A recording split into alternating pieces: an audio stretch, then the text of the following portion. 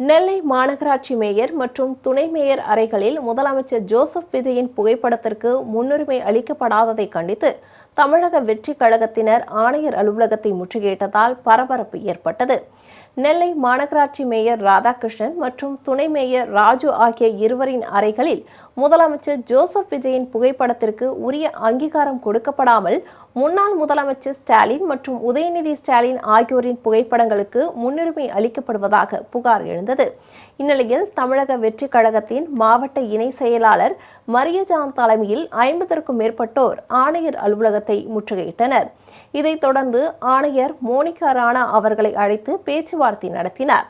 இந்த பேச்சுவார்த்தையின் போது முதலமைச்சர் விஜயின் புகைப்படத்திற்கு உரிய முக்கியத்துவம் அளிக்க நடவடிக்கை எடுப்பதாக உறுதியளித்திருப்பதாக மரியஜான் தெரிவித்தார்.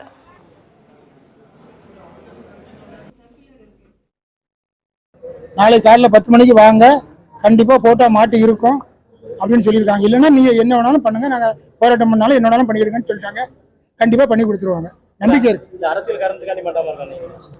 இது அவங்க மேயர்ல அவங்க அரசியலுக்காக அவங்க ஒரு இது பண்ணிட்டு இருக்கிறாங்க. என்னமோ அவங்க ஆட்சி நடக்கிற மாதிரி நினைச்சிட்டு இருக்காங்க. தெரியுதா? இது அடுத்த கட்டம் நாளைக்கு இவங்க கண்டிப்பா மாட்டிடுவாங்க. மாட்டலைன்னா நாங்க இடத்துல என்ன செய்யணுமோ அந்த போராட்டம் பண்ணணும், என்ன பண்ண